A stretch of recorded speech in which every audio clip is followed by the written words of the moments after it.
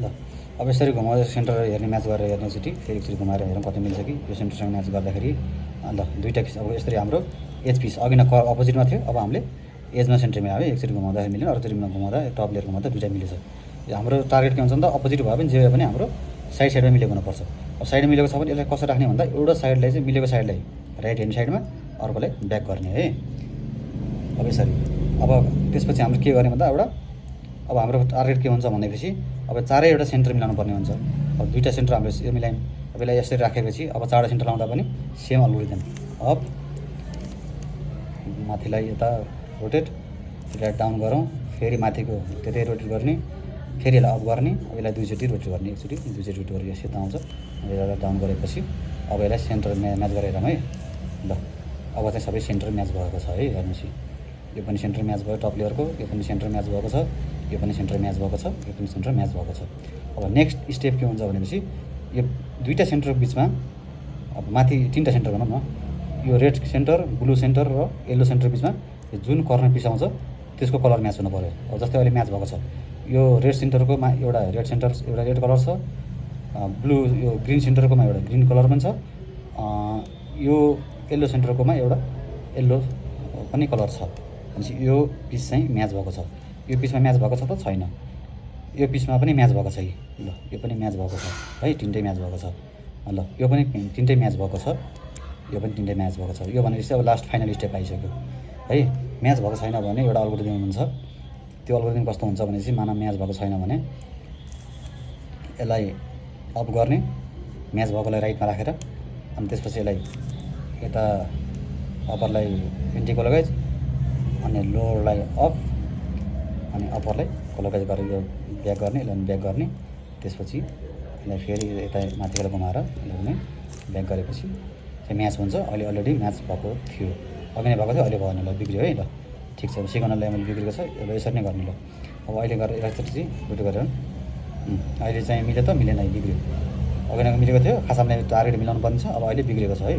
यो यसको पनि यसमा म्याच भएन, एउटा मात्रै म्याच भयो भनेपछि यसलाई मैले राइट ह्यान्ड साइडमा राखेँ, सेम लाग्यो। यसलाई माथि, यसलाई यता लेफ्टकोलाई माथि, अनि यता यता गऱ्यो। अब यो वाइट म्याच भयो, यसलाई डाउन, यसलाई फेरि रोटेट गरेर यसलाई पनि डाउन गरौँ। फेरि एकचोटि सेन्टर माथिकोले मिलाउँ। अब मिलेको मिलेन सेन्टर पिसहरू, अझै मिलेन है। अब मिलेको कुन छ त्यसलाई मात्रै राइटमा राखेँ, यो मिलेको छ त्यसलाई राइट ह्यान्ड साइड राखेँ। फेरि सेम रिपिट गरेँ, यसलाई माथि, यसलाई एन्टिक्लकवाइज, लेफ्टलाई यता, यसलाई एन्टिक्लकवाइज गरेँ। यो वाइट मिल्यो, यसलाई डाउन गरेँ, यसलाई फेरि रोटेट गरेँ, यसलाई फेरि डाउन गरेँ है। फेरि एकचोटि माथिको कर्नर घुमाउँछु, सेन्टर म्याच गर्छु। सेन्टर म्याच गर्दा अब कर्नर पिस म्याच भयो कि नै, अझै भएको छैन, अझै भएको छैन। यो पनि मिलेको छैन। यसको चाहिँ भएको छ, ग्रिन ग्रिन येल्लोको बिचमा ग्रिन येल्लो र यो भएको गोटी छ। यसलाई राइट ह्यान्ड साइडमै राख्ने है। सरी, अघि नै एउटा मिस्टेक के भयो भनेपछि राइट ह्यान्ड साइडमा नै मिलेको कर्नरलाई चाहिँ लेफ्ट साइडमा राख्ने है। लेफ्ट साइडमा राख्ने साँच्ची, लेफ्ट साइडमा राखेँ। यसलाई लेफ्ट ह्यान्ड साइडमा राखेपछि अब यसलाई अफ गरेँ, यसलाई ब्याक गरेँ, यसलाई अफ गरेँ, यो टपलाई ब्याक गरेँ, यो वाइट मिल्यो, यसलाई डाउन गरेँ। यसलाई पनि रोटेट गरेर वाइट यता ल्याएँ, अनि यसलाई पनि डाउन गरेपछि अब फेरि एकचोटि सेन्टर मिलाएर माथिको सेन्टरमा त अब मिलेको मिलेन है। अब चाहिँ मिल्यो होला सायद। यो गोटीको पनि दुईवटा सेन्टरको बिचमा दुईवटा कलर छ, यो पनि टप यो पनि मिल्यो, यसको पनि यो कलर मिल्यो, यो टप मिल्यो।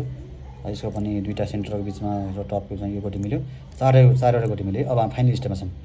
फाइनल स्टेपमा के गर्नु भन्दा अब यसलाई उल्टो बनाउने, अपोजिटमा वाइटलाई माथि बनाउने र दुईवटालाई समाउने, जस्ट तलको मात्रै याद गर्ने। तलको येल्लो जुन चाहिँ एउटा येल्लो पार्ट देखिन्छ, यसलाई राइट ह्यान्ड साइडमा पार्ने र राइट अल्गोरिदम लाउने, टप अप्पर डाउन ब्याक। यो कति बेलासम्म गर्ने भनेपछि जबसम्म यो तल हाम्रो येल्लो कलर तल आउँदैन है।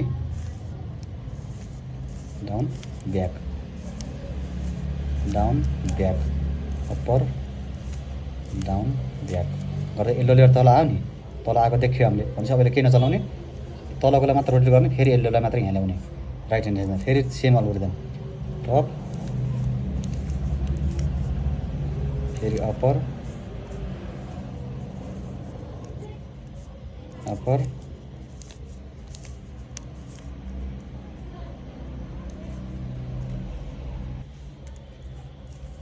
राइट। ल यो पनि यता मिलिसक्यो। फेरि रोटेट गर्छु, यल्लो यहाँ आएको छ, यसलाई फेरि सेम गोटीलाई सारेर गर्ने। तल नआउँदैछ भने है,